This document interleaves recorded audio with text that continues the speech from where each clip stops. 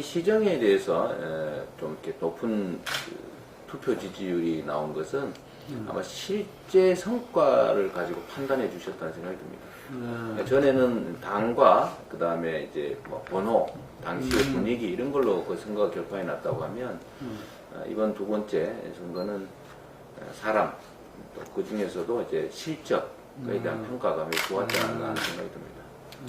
뭐 새로운 정책이나 이런 것들도 남들 눈에 띄긴 하지만 실제로 제일 중요한 거는 이제 부정부패를 없앴다는 거하고 또 예산 집행에서 또 권력 행사에서 공평함을 대단히 많이 확보했다는 것.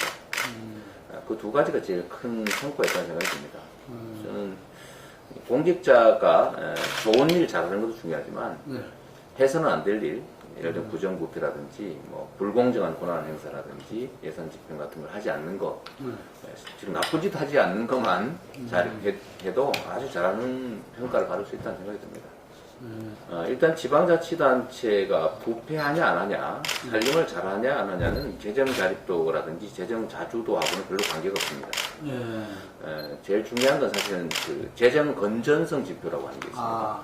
예를 들면 수입만큼만 써야 되는데 수입 이상을 쓰면 적자 재정이 되는 거고, 또 남기면 흑자 재정이 되는데 전임집행부는 수입 이상의 지출을 하는 바람에 재정 건전성이 매우 나빴었습니다. 예를 들면 연평균 뭐 한 20%씩 세입보다 더 많이 써서 그 부채를 정상적으로 관리가 안 되니까 예를 들어 보관하고 있던 돈을 쓴다든지 아니면 청사 부지 매입 대금을 줘야 되는데 그걸 뭐 외상으로 안 주고 버틴다든지 뭐 이런 식으로 비공식적으로 예산을 부담을 지고 있는 상태가 되는 거죠. 근데 그런 그 엉터리 행정 집행을 해도 여전히 재정 자립도는 1위입니다. 재정 건전성. 이게 중요하다. 제가 취임해서 빚을 다 정리하고 난 다음부터는 이제 전국에서 1등을 할 정도로 저희가 평가를 잘 받게 됐죠. 재정 건전성이 아주 확보된 것이 큰 성과입니다. 그래서 살림이 안정이 된 거죠. 근데 이 부채를 어떻게 다 정산했습니까? 제가 자주 드리는 말씀인데 이 국민들 입장에서는 세금은 일정하게 내는데 복지를 하려면 세금을 더 내야 되는 거 아닐까. 또 대체적으로 또 그렇게 주장하고요. 근데 제가 보기에는 상당 정도까지는 증세하지 않는 상태에서 복지가 가능합니다. 이 박근혜 대통령이 하셨던 말씀과는 좀 용어는 같은데 좀 뜻은 다르거든요. 그런 거 아니에요? 근데 그걸 우리 성남시정에서는 보여줬습니다. 시행정이라고 하는 거는 세금을 더 거둘 수도 없고, 예를 들면 빚을 내서 쓰려면 중앙정부의 승인을 받아야 되고 하기 때문에 정해진 세입 범위 내에서 지출할 수밖에 없습니다. 그런데 제가 취임하기 전에는 그 4년 동안 빚을 7,300억 가까이 만들어 놨던 것이고, 제가 취임한 후에 3년 6개월 만에 4,572억 정도 되는 돈을 또 현금으로 갚았습니다. 그러니까 그거는 연간 한 1,200~300억 정도씩 갚은 것인데, 그렇게 따지면 일반 회계 기준으로 한 1조 6천억 정도, 1조 5천억, 6천억 정도, 한 7~8% 정도 되는 금액을 저희가 떼낸 것이거든요. 떼내고도 살림이 됐고, 그걸 이제 2013년 말까지 다 갚고 나니까, 이제 2014년, 2015년, 또 내년 2016년 이럴 때는 더 이상 이제 부채를 갚는 부담이 없어지니까 그 액수만큼 재정 여력이 생겨난 겁니다. 그 생겨난 재정 여력을 가지고 예를 들면 뭐 보육 지원이라든지 교육 지원, 또 노인복지 지원, 그리고 최근에 이제 다시 또 우리가 추가하는 게 무상산후조리원, 그다음에 뭐 무상교복, 또 청년배당 이런 것들을 하게 됐는데 이게 뭐 세금을 더 증세한 것도 아니고 중앙정부에 손을 벌린 것도 아니고 빚을 낸 것도 아니고 있는 예산을 조정해서 잘 관리해서 만든 예산을 하게 된 것이거든요. 이걸 세상 사람들이 볼 때는 뭐 성남시가 갑자기 무슨 돈이 저렇게 많이 생겼을까라고 생각하지만 제가 이런 예산은 부정부패 없애고 예산 낭비 안 하고 부과된 세금 철저하게 잘 관리하면 얼마든지 생긴다라고 하는 겁니다. 중앙정부도 우리가 예를 들면 우리가 뭐 그 각종 복지시책에 조 단위의 예산이 들어가지만 MB정부 당시에 써서 없애거나 뭐 4대 강인이 자원외교니 방위비리니 또 대기업 감세라든지 세율 인하라든지 이런 걸 통해 가지고 부당하게 재정을 낭비한 금액이 무려 5년 동안 189조 원이라는 책도 나올 정도 아닙니까? 그러니까 현 정부에서도 사실은 380조가 넘는 국가 예산 중에 낭비 요인을 5% 정도만 줄이면 그것만 해도 20조 원 가까이 되니까 현재 상태로 논의되고 있는 온갖 복지 시책들을 다 하고도 남는다라고 제가 확언할 수 있습니다. 문제는 의지에 관한 것입니다. 바꾸는 게 이제 과제입니다. 지방자치단체의 이제 자체적인 정책 결정 권한, 집행 권한을 확대해줘야 그 나라가 좀 민주적으로 성숙하고 또 민주주의가 정착되고 국민들 민주적 그 의식도 좀 함양이 되는데 오히려 지금은 반대로 역행하고 있는 상태입니다. 예를 들면 8대2 상태에서 국가 부담을 지방정부에 떠넘깁니다. 대표적인 게 기초연금이에요. 우리 아마 발행님 대표께서도 기초연금은 정부 사업이고 대통령 공약이고 그러니까 그렇죠. 국가가 다 낼 것 같이 생각하실 텐데 성남시가 40% 내고 있다는 겁니다. 그것도 일방적으로 제가 통보받았어요. 앞으로 40% 내라. 그래서 우리가 40% 우리 너무 많다 못 주겠다 그러면 우리 주민들이 쉽게 말해 12만 원밖에 못 받는 상황이 발생하니까 그러면 저항이 너무 심해지지 않습니까? 그래서 울매계좌 묶기로 우리가 500억 가까이 되는 기초연금을 강제로 일방적인 통보에서 부담하고 있는 상태입니다. 이런 식으로 부담을 또 넘길 뿐만 아니라 그나마 우리가 그 중에서도 아껴가지고 새로운 사업을 해보겠다고 하니까 중앙정부가 반대를 했고 뭐 예를 무상 산후조리원, 뭐 무상교복, 청년배당 이런 것 복지부에서 협의를 안 해주는 거죠. 자기들은 동의 못하겠다. 안 했으면 좋겠다. 이런 의견을 내서 그러면 동의 안 해도 우리는 시는 하겠습니다. 해야 되겠습니다. 라고 했더니 요새 법을 바꾸고 있어요. 지방교부세법 시행령이라는 걸 바꾸는 입법 예고를 하고 있는 중인데 그 내용이 정부가 협의를 안 해줬는데 지방자치단체가 일방적으로 복지시책을 하면 그 복지시책을 한 금액만큼을 지방교부제에서 깎겠다. 이런 뭐 황당한 벌금 폭탄을 때리겠다. 이런 황당한 법을 지금 입법 예고를 하고 있습니다. 그러니까 이거는 지방자치를 못하게 하겠다는 거죠. 자치를 못하게 하겠다. 그러니까 중앙정부가 시키는 것, 중앙정부가 동의하는 것만 하고 앞으로 돈이 나와도 독자적인 복지사업을 하지 마라. 이런 지금 법을 만들고 있어서 이거는 이제 헌법에 위반되고 또 현재 법에도 위반되는 시행령이기 때문에 저희가 법정소송을 지금 준비하고 있습니다. 권한쟁의소송이라고 해서 중앙정부는 지방정부에 이렇게 강제할 권한이 없다는 확인을 지금 받기 위해서 재판을 제기해 놓은 상태입니다. 전체적으로 우리 사회가 이제 퇴행하고 있는 상태입니다. 거기에 제일 큰 책임은 책임이라기보다는 제일 큰 정책 의지를 가진 사람은 아마도 박근혜 대통령 본인이실 것이고 특히 역사 교과서를 국정화하겠다는 것은 모든 국민들에게 누군가가 정한 역사적 사실만 국민에게 입력해 하겠다라는 뜻이거든요. 이게 이제 북한 방글라데시 이런 데만 하고 있다는 거 아닙니까? 그러니까 저희들 어릴 때는 국정기 어릴 때 했죠. 이제 그 73년도 유신 때 한 겁니다. 유신 직후에 74년부터 교과서 국정화해서 한 개만 주입을 했죠. 그렇죠. 이게 이제 최근에 다시 이제 검정으로 바뀌었다가 다시 이제 그 박근혜 대통령이 아버지의 유지를 받으시는지는 모르겠지만 다시 그 국정교과서를 도입하고 있는 중입니다. 근데 이거는 정말로 무지하고 정말로 난폭한 그 시도예요. 객관적인 사실들에 대한 평가는 다양할 수도 있고 특히 역사적 사실에 대한 평가는 정말 다양할 수 있거든요. 거기에 대한 다양한 의견들이 서로 수렴하고 또 조정돼 가면서 이제 미래를 설계하는 그 동력을 찾아내는 것인데 역사라고 하는 게 그걸 한 개만 정부가 그것도 정한 역사적 사실들만 의견 역사에 대한 평가만 입력을 하겠다고 하는 것은 국민의 뇌를 세뇌하겠다. 국민의 뇌를 뭐 세척하겠다. 결국은 이런 의도로밖에 안 보이거든요. 이거는 그야말로 전체주의적인 사고입니다. 뭐 저번 임기 때는 성남시가 대표적으로 이제 그 당적이 다른 의회와 시집행부가 충돌하는 그렇죠. 그런 지역이었습니다. 실제로 엄청 시끄러웠고 뭐 준예산까지 해보고 맞아. 뭐 시민들이 의회를 막 쳐들어가서 봉쇄하는 뭐 그런 일까지 생길 정도로 요란했었습니다.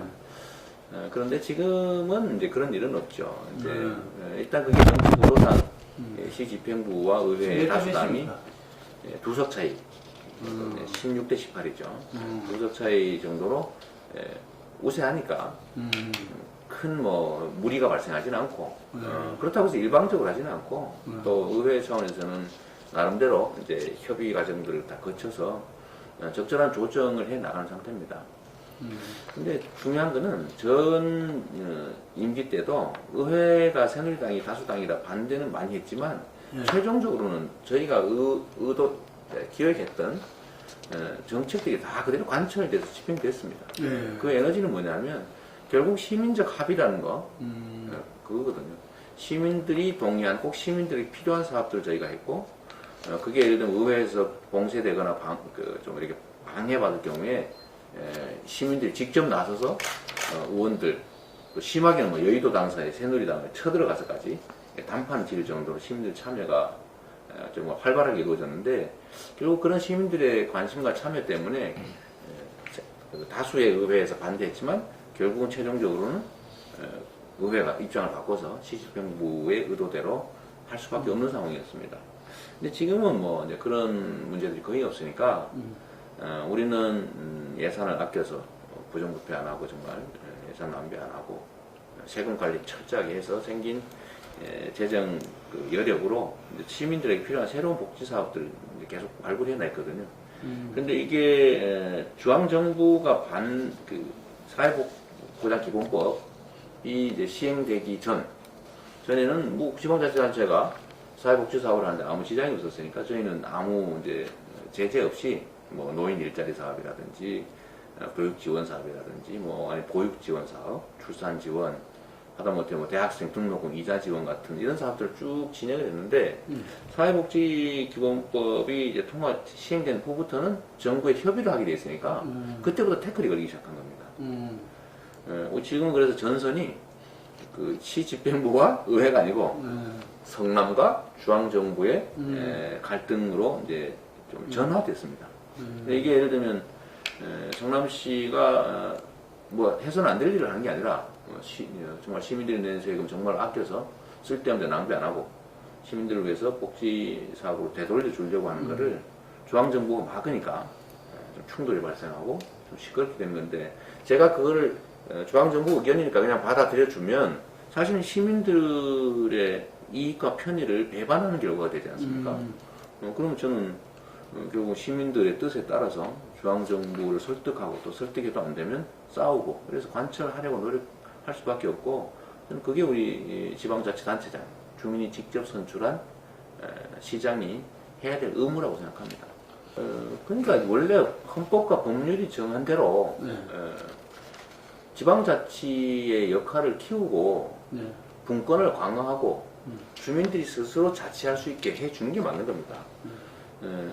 중앙정부가 자꾸 의심하는 게 지방정부한테 권한을 많이 주거나 예산을 많이 주면 혹시 낭비하고 좀 엉뚱한 일을 하지 않을까 하는 걱정을 하는데 제가 단언하는데 중앙정부보다 지방정부가 훨씬 더 투명하고 공정합니다. 그게 예를 들면 이제 특히 일당 독재가 이루어지는 그야말로 공천받은 사람이 그대로 당선되는 이런 특수한 지역 말고 예를 들면 수도권 이런 데처럼 실질적 경쟁이 이루어지는 지역은 속된 말로 나쁜 짓 하면요 다 보고 있죠. 다 보고 있기 때문에 이게 바로 다음 선거에 떨어져요. 그리고 시장 하는 동안에 시장 대접을 못 받게 됩니다. 어디 가도 뭐 인상 쓰고 이러는데 그 예우가 안 되잖아요. 그러니까 지방자치단체들은 사실은 매우 민주적인 또 행정적인 통제가 잘 이루어지고 있는 영역입니다. 그런데 중앙정부는 국민들부터 너무 멀잖아요. 그냥 온갖 나쁜 짓 다 하고 있는 거예요. 예를 들면 왜 방위비리가 대표적이죠. 세상에 돈을 수천억씩 막 조단위로 쓰면서 물에 안 가라는 잠수함 만들고 총알에 뚫리는 전투복 만들어 방탄복 만들어주고 그런 짓 해서 뭐 엄청난 돈을 갖다 버리잖아요. 근데 통제가 안 돼요.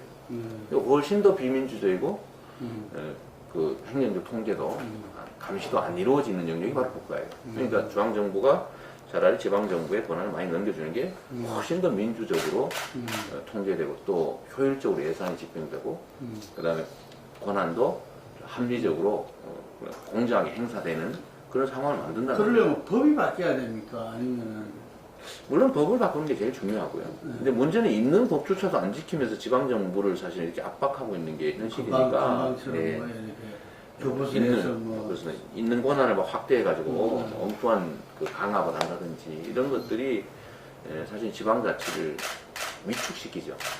제가 지금 오늘도 뭐 감사원 뭐 이런 데서 막 감사를 하고 있는데 감사 건수가 200몇십 건이라고 260몇 건인가 뭐 그렇대요. 제가 5년 동안 한 게. 그리고 감사 일수가 921일이던데 근무 일수 기준으로 4일 중에 3일을 감사를 받고 있는 거예요. 예. 지금도 감사 받고 있어요. 지금. 예. 계속 감사. 압박 수단이네 일종의. 그러죠. 근데 우리 같은 경우는 뭐 잘못한 게 없으니까 뭐 하려면 시큰하세요 라고 해서 받아들이지만 사실 스트레스 쌓이고 웬만한 거 할 수 있겠습니까? 그렇죠. 예. 시키는 대로 할 수밖에 없는 상황이에요.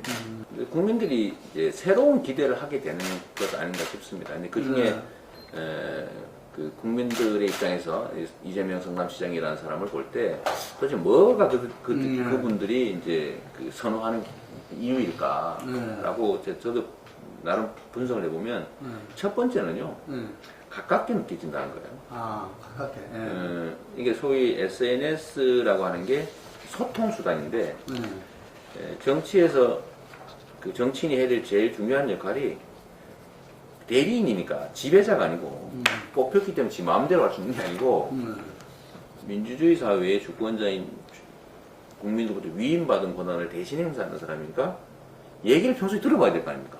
그래서 그들이 원하는 거를 해야 될 거 아니에요. 그러니까 들어야 되고 전달받아야 되고 또 뭘 알아야 판단을 하고 의견을 낼 텐데 시정에 대한 정보를 끊임없이 줘야죠. 이렇게 합니다. 그럼 의견을 내고 그래서 이게 정보를 주고 정보에 기초한 의견을 듣고 그 의견을 또 시정에 반영하고 또 그 결과를 알려주고 이런 과정들이 있어야 이게 민주주의인데 실제로 현재의 정치는 이 과정이 생략돼 있죠. 선거 때만 의견을 반영한 척하지만 끝나고 나면 자기 마음대로 하죠.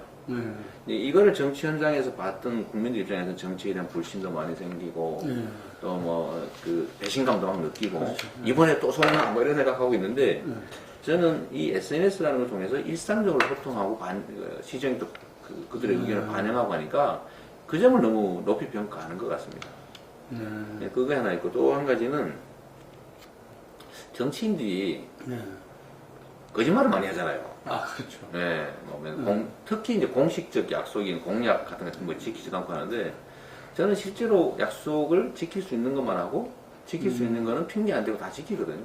공약 이행률이 뭐 94%, 매니페스토 운동본부 같은 데서 평가한 실제 공식 발표가 90%로 훨씬 넘고 이러니까 그 점들도 인정하는 측면이 하나 있고요. 그래서 규모는 작지만 내실이 있다라는 점을 인정해 주는 것 같습니다. 그리고 이제 세상 사람들이 보기를 전처럼 이제 소위 허명, 유명하면 인정하는 이런 그 사회가 아니라 이제는 내용을 보는 실사구시적인 사회로 바뀌어가는 거죠. 우리 대표님도 아시겠지만 전에는 유명하면 무조건 당선됐잖아요. 근데 작년 보궐선거부터 유명한 사람인데도 딴 동네 가면 다 떨어졌잖아요. 그리고 아까 말씀드렸던 우리 이제 분당의 그 실제 투표한 것도 보면 사람 봐가면서 이렇게 당이 아니라 사람 봐가면서 찍은 사람이 투표자중에 12%를 넘더라. 이런 것들을 보면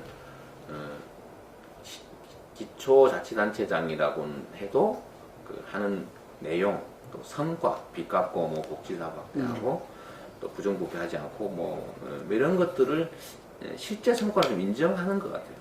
그런 것들이 좀 복합이 돼서 기초단체장이 대한민국 역사에 한 번도 대선 후보로 거론된 바가 없는데 그렇죠. 국민들 속에서 내가 한 번도 대통령 아니다 말할 일도 없지만 국민들 속에 자연스럽게 저 사람이 대통령을 한번 해서 나라 살림을 한번 해봤으면 좋겠다 라는 것 같아요. 나라 살림도 성남시 시정하듯이 한번 해줬으면 어떨까 이런 생각을 하는 사람들이 꽤 생겨나지 않았나 싶습니다. 그러니까 그게 이제 우리 대표님 같은 언론인들이나 또는 이렇게 소위 기성의 정치를 하는 분들이 보면 안 한다고 생각하는데 다 그렇게 생각하는데 우리는 SNS에서 올라오는 각종 정책 제안들 이런 것들 다 받아들여서 순식간에 그걸 다 뭐 해소를 한다든지 받아들여서 실제 정책으로 만들거든요. 이런 거를 예를 들면 맨투맨으로 하는 게 아니라 트위터나 이런 데는 실제로 제가 팔로워가 16만 명인데 이론적으로 여하튼 십수만 명이 보는 데다가 제가 네 이거 알겠습니다 이렇게 하겠습니다라고 답을 하게 된단 말이에요. 근데 그걸 보면서 사람들이 이거 다 이렇게 얘기를 들어주는구나. 또 예를 들면 시장실을 열어놓고 아무 때나 와서 사진 찍어가도 됩니다. 뭐 이렇게 이런 거 한다든지 아니면 뭐 메일이나 뭐 이런 게시판으로 들어오는 의견들 제가 직접 확인해가 다 이렇게 정책으로 반영해 준다든지 이런 것들을 보면은 그 사람들 입장에서 매우 소통을 잘하는 정치인으로 인지되는 거죠. 직접 접촉하는 사람입니다. 근데 이게 숫자가 소수가 아니라 뭐 트위터, 뭐 페이스북 같은 SNS를 합치면 한 20몇만 정도 되니까 그 숫자가 엄청난 거죠, 사실은. 지금 현재는 우리가 이제 복지부에 협의를 요청해 놓은 상태입니다. 예. 의회에는 조례 제정을 이제 상정해 놓은 상태고, 의회는 뭐 무리 없이 통과될 거로 예상이 되고요. 예산을 확보할 수 있느냐? 예산도 충분히 확보할 수 있습니다. 그런데 마지막 그 관문은 아니고 마지막 통과해야 될 부분이 이제 복지부와 협의를 하는 거예요. 근데 지금 협의를 신청해놨고 이제 곧 협의를 구체적으로 하게 될 텐데 이 협의가 안 되면 복지부가 불수용. 우리는 뭐 협의했는데 우리는 찬성 못하겠다. 동의가 아니고 이렇게 되면 이제 사회보장위원회로 넘어가게 됩니다. 그럼 사회보장위원회가 또 복지부와 성남시를 조정하게 돼 있어요. 얘기를 들어봐서 그럼 그 조정 결정이 따라야 되는 게 아니고 조정 결과를 반영하게 돼 있습니다. 반영이라. 그러니까 원래 지방자치이기 때문에 중앙정부 이래라 저래라 할 수 없기 때문에 이런 조항이 되어 있는 겁니다. 그래서 우리 입장에서는 법에 따라서 중앙정부의 조정 결과를 일부 반영을 해야 되는데 100% 반영이 되는 건 아니니까 반영을 해주고 대체적으로 우리 의견대로 집행을 하면 되게 김현행법에 되어 있습니다. 근데 아까 얘기했지만 성남시가 조정에도 불구하고 중앙정부의 의사와는 다르게 이 시책을 집행할 가능성이 있으니까 못하게 하려고 지방거부세법 시행령을 개정해가지고 찬성 안 했는데 중앙정부가 강제로 하면 일방적으로 하면 그 액수만큼 교부금을 깎는 제가 이름을 그렇게 붙였습니다. 이재명 복지방지법 하고 있다. 첫째로 지방자치단체에서 청년들을 위해 주려면 일자리 만들어주지 왜 현금을 주느냐. 중앙정부도 연간 2조 원씩 가까이 들여가지고 일자리 창출 사업이라고 지금 수년 동안 했는데 성과가 있습니까? 일자리라고 하는 거 만들면 만들어집니까? 그거는 일자리라고 하는 거는요 산업, 경제, 고용 이런 총괄적 경제 정책의 최종 산물이에요. 이거는 일자리를 만드는 건 산업 경제 정책을 조정해서 만들어내야 되는 거지. 예를 들면 수출 중심의 대기업들을 지원하는 게 아니라 내수 중심의 중소기업들을 지원하면 일자리 많이 늘어나잖아요. 이런 식으로 이 산업 경제 정책을 국가가 조정을 해야 될 일이지. 이거 일자리 만든다고 예를 들면 그 청년 고용하면 돈 50만 원 줍니다. 이런 거 하면 어떻게 되겠어요? 그 기간 지나면 다 또 잘라버리죠.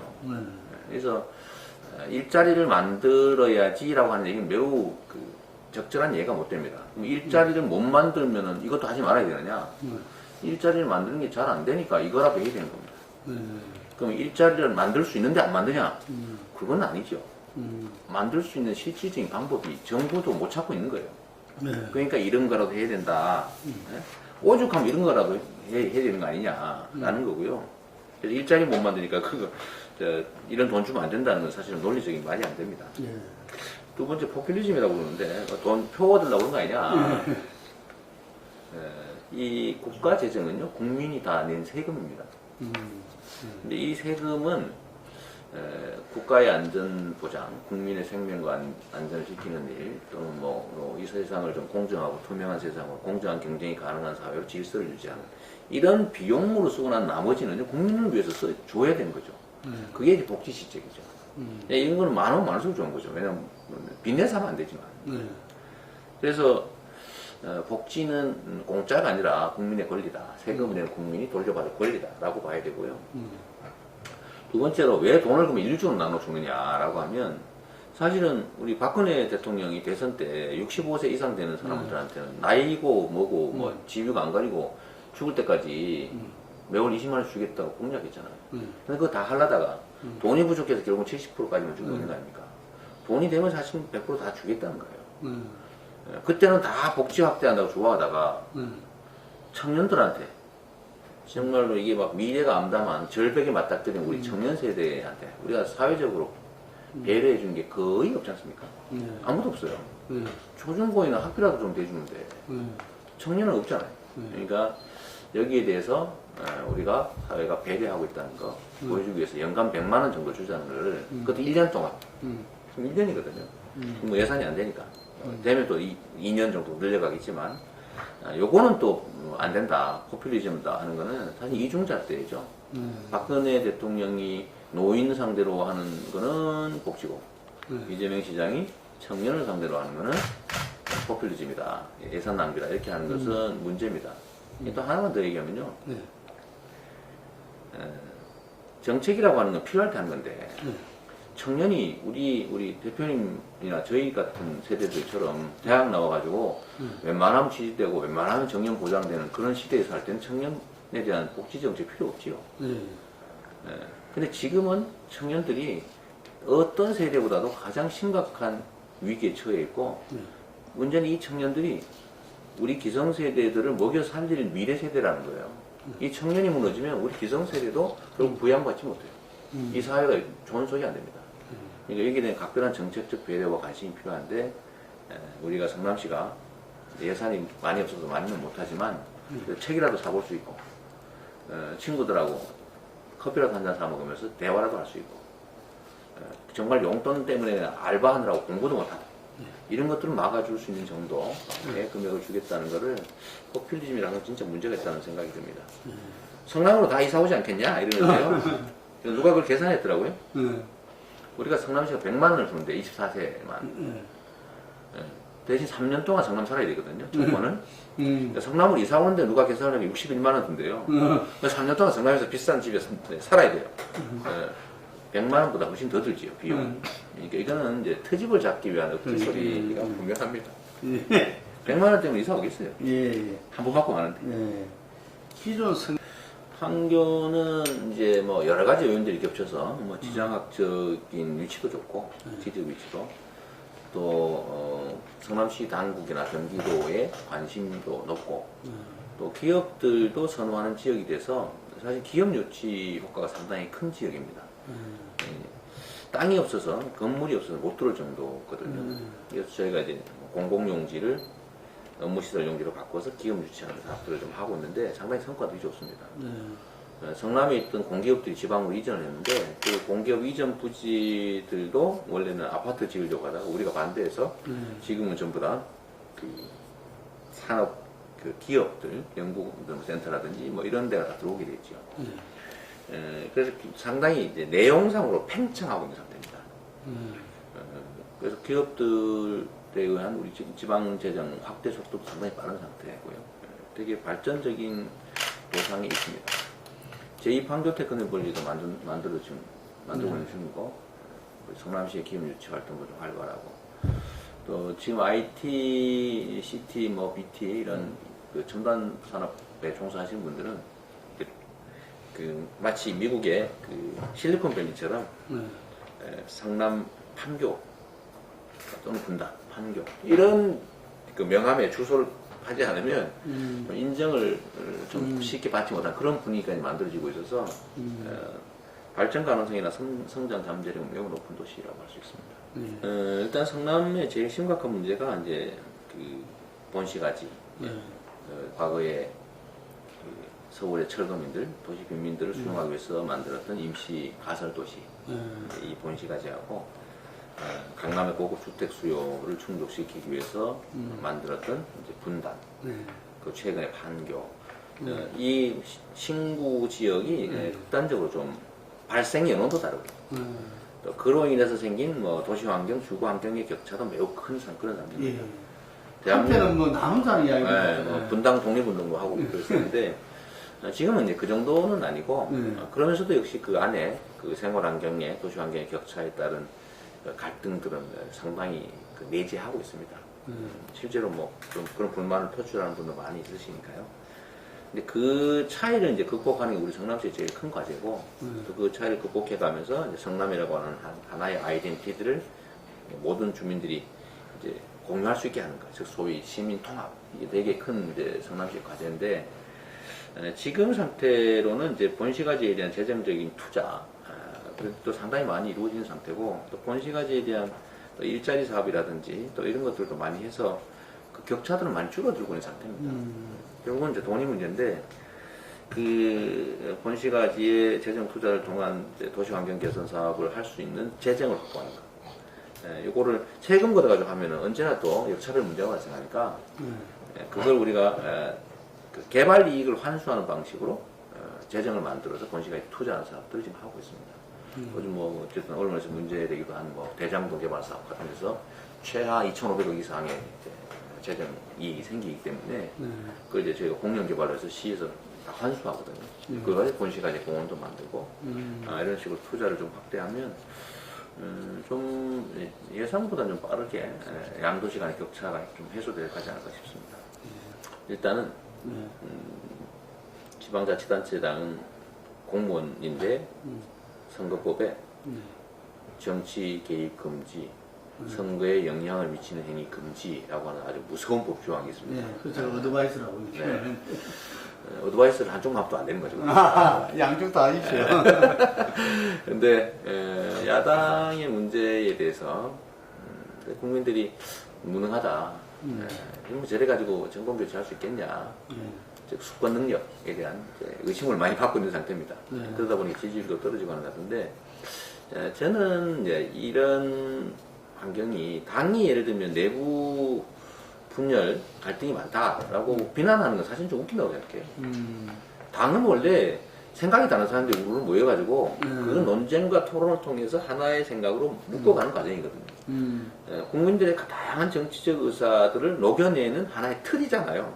그러니까 당연히 거기는 이런 생각하는 사람, 저런 생각하는 사람이 있고 생각에 따라서 뭐 편이 갈려서 막 싸워서 그러다 하나의 결론이 나면 또 거기 따르고 뭐 이렇게 해야 되는 거니까 정치적 논쟁이 심하고 뭐 각 세력 간의 갈등이 심하다는 자체를 비난할 바는 못 됩니다. 근데 결론이 났을 때 그 다음에 문제라죠. 근데 문제는 맨날 싸우기만 하고 있다든지 막 이런 게 문제긴 하겠죠. 근데 그 측면을 보면 그러면 예를 들면 새정치민주연합만 그러냐?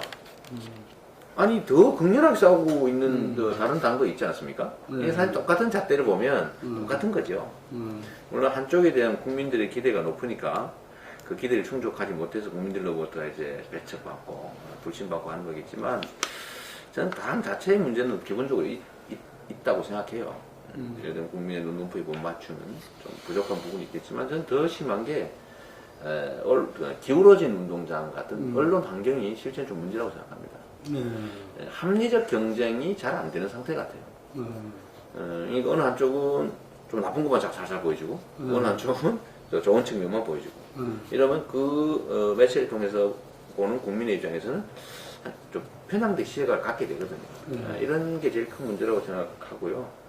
그래서 저는 이런 상황에 따른 피해를 내가 피해보기 위해서 그래서 제가 국민과 직접 소통하는 수단을 만들어낸 게 SNS에 이제 집중하는 겁니다.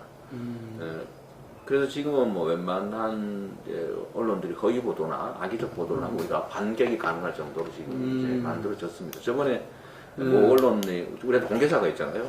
계속 제가 트위터에다 SNS 쓰니까 그게 이제 뭐 문제가 되고 해서 결국 사과했는데 이제 그런 독자적인 대국민 소통 수단, 그러니까 정보를 주고 의견을 받고 서로 상의하고 이런 게 좀 부족한 게 저는 야당의 제일 큰 문제라고 생각해요. 이제 여당 입장에서는 그 기능을 기성의 보수 언론들, 제도 언론들이 거의 다 해주니까 별로 억울하지가 않을 텐데 야당 입장에서는 그게 잘 안 되니까 자꾸 오해가 쌓이고 무능해 보이고 또 미운털 박히고 이런 것 같습니다. 그래서 좀 야당이 권고한다면 일단 국민의 눈높이에 맞는 정책들을 눈에 띄는 것들을 좀 잘 해줘야 되고요. 그거를 여하튼 국민과 직접 소통할 수 있는, 국민에게 전달하고 국민의 의견을 반영할 수 있는 수단을 만들어내야 된다. 무슨 수를 써서라도. 기울이 연주는 탑만 할 게 아니다. 네, 그렇습니다. 그거 탐탐 뭐예요? 그걸 이겨내는 게 그게 그 목적인데요. 지방자치 시작한 지 20년인데, 제 생각에는요, 20년 기간에 비해서는 매우 많이 성숙했다는 생각이 듭니다. 좋아진 거죠. 지금 이게 초기에는 뭐, 예를 들면 정당에 많이 휘둘리는 측면도 있었고 한데, 최근에는 보면, 젊은 그 사람들이 많이 지자체장이 많이 됐고요. 특히 수도권 중심으로. 나름의 실력을 또 보여주는 측면이 있고. 그러다 보니까 국민들 입장에서는 지방선거에서 좀 정치적 편향성이라고 하는 건 많이 줄어든 것 같습니다. 아까 공천제는 상당히 국민들 인기가 높았죠, 그때. 네, 폐지하는 거. 폐지하자고 했는데, 폐지 안 되니까, 그 공천된 중에서도 상당히 성과 중심으로 돌려주려는 노력을 했던 것 같습니다. 예를 들면 경기도도 보면 남경필 지사에 대한 선호도가 상당히 높거든요. 그런 측면에서 보면 이제 국민들의 지방자치에 대한 이해라든지 이제 주민 참여를 통한 이게 지방자치를 하면 주민 참여를 안 할 수가 없으니까요. 주민 참여가 좀 일상화되면서 생기는 민주적 의식의 제고 이런 것들에 따라서 우리 사회 전체적으로는 좀 민주적인 마인드들이 많이 성숙한 계기가 된 것 같습니다. 상당히 저는 우리 사회의 민주화나 우리 사회의 내실화에 크게 기여했다고 생각합니다. 근데 최근에 이제 이걸 불편해하는 사람들이 생겨나지 않았나 싶고요. 그래서 지방자치에 대한 이제 통제, 재정적 통제에다가 이제 아까 얘기한 대로 뭐 벌금을 때리겠다 이런 아주 무지막지한 반헌법적인 시도까지 있을 정도로 이제 지방자치에 대한 공격, 침탈이 이제 시작된 것 같아요. 이제 이걸 이제 지켜내는 건 이제 우리의 이제 의무가 될 테고요. 저는 우리 지방자치를 우리 사회의 미래를 위해서도 지금 상태를 꼭 지켜내야 되고 퇴보하지 않게 해야 되고 또 거기서 좀 더 좀 발전할 수 있게 만들어야 된다고 생각합니다. 아까 말씀하셨던 대로 뭘 그런 발전할 수 있게 하는 거냐, 어떻게 하는 게 발전하게 하는 거냐라고 얘기한다면 첫째 재정적인 독립성을 좀 높여줘야 되고요. 이 재정적인 독립성을 높이면 중앙정부는 지방정부가 예산을 낭비할 거라고 생각하는데 아까 말씀드렸던 것처럼 어차피 중앙정부의 예산 집행은 지방정부를 통해서 하게 되어 있습니다. 정부가 직접 뭘 국민한테 주는 건 없잖아요. 다 지방자치단체를 통해 집행하거든요. 그런데 중앙정부가 일률적으로 정해서 예산을 집행하는 게 그럼 바람직하냐? 지역적 특성이라든지 또는 뭐 부분적 특성이라든지 이런 개성이라든지를 전혀 고려하지 않고 획일적으로 집행하게 되면 당연히 예산 집행이 비효율적이 될 수밖에 없습니다. 두 번째로는 민주적 통제라는 측면에서 지방자치단체가 훨씬 더 눈앞에 가까이 있고 접하기 쉽기 때문에 통제가 쉬운데 중앙정부는 민주적 통제가 매우 어렵다. 그 측면에서는 좀 더 효율적인 예산 집행을 위해서도 지방자치단체의 좀 이게 기능과 역할을 확대하는 게 꼭 바람직하지요. 잘못하면 감시하면 되잖아요. 근데 중앙정부는 실질적인 자기가 자기를 감시가 안 되지 않습니까? 그래서 그런 측면이 하나 있고 두 번째는 권한을 또 확대해야 되겠죠. 권한을 확대해서 권한이 확대되면 책임이 확대되게 되어 있습니다. 책임을 물으면 되니까 그 권한에 기초해서. 근데 지금 왜냐면 이제 권한을 좀 뺏으려고 하니까 결국 이제 민주주의는 지방자치는 민주주의의 초등학교다라고 하는 우리 그 법학자 포크비라는 사람의 유명한 얘기도 있는데 민주주의를 배우는 초등학교를 지금 없애는 그런 황당한 일이 벌어지고 있는 겁니다. 저는 이거 딱 보면서요 옛날에 일제시대 때 그 소학교를 국민학교 만드는 그런 느낌이 들어요. 조선어 폐지하고 그런 느낌까지 들 정도입니다. 어떤 권한과 재정을 확대하는 일들을 좀 해야 되고 독립성을 좀 더 강화할 필요가 있다. 네, 최근에 자주 나오는 얘기로 독일 연방 예산이 380조 원 정도 되는데 독일은 인구가 8천만 명입니다. 근데 우리나라는 내년 예산이 384조 원 정도로 보통 얘기되는데 인구는 5천만 명입니다. 근데 대한민국의 복지와 독일의 복지를 비교하면 사실은 비교 자체가 불가능할 정도입니다.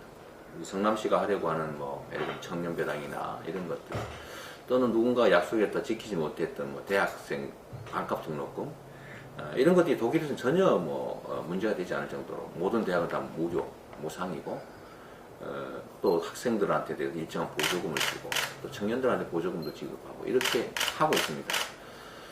왜 그럴까요? 결국은 저는 이 예산을 집행하는, 권한을 행사하는 책임자들의 철학과 의지 때문이라고 생각합니다. 국민들이 낸 세금을 정말 뻥뻥 뚫리는 방탄복, 그러면 공격이 거의 쉽지 않은 공격 헬기 만들고 이런 식으로 예산을 마구 낭비하지 않는다면 우리 국민들을 위해서 쓸 수 있는 예산은 얼마든지 있다는 겁니다. 각 개인이 자기의 삶을 개선하기 위해서 열심히 노력하고 역량 개발하고 하는 것도 중요하지만, 아무리 노력해도 되지 않는 그런 시스템, 사회적 환경을 바꾸는 일도 사실 매우 중요하지요. 그 사회적 시스템, 개인이 아무리 열심히 해도 잘 되지 않는 그런 어려운 환경을 바꾸는 건 결국 정치입니다. 또 그 정치는 우리가 뽑는, 우리가 선출하는 사람들이 하고 있습니다. 그래서 정치에 대해서 외면할 게 아니라 관심 갖는 것, 또 내 개인적인 일에 투자하는 것에 아주 극히 일부만이라도 공공의 문제에 관심 갖고 참여하는 것, 이런 것들이 우리의 삶, 우리 다음 세대들의 삶을 개선하는데 매우 중요하다고 생각됩니다. 대한민국이 민주공화국이고 모든 권력이 국민으로부터 나온다는데, 실제로 국민이 맡긴 권력과 국민이 낸 세금을 국민을 위해서 전적으로 사용하는지에 대해서는 많은 의문이 있습니다. 공적인 문제에 많이 관심 갖는 것, 굳이 얘기하자면 정치적인 문제에 대해서 외면하지 않는 것, 이거 매우 중요한 일이라고 생각됩니다. 감사합니다.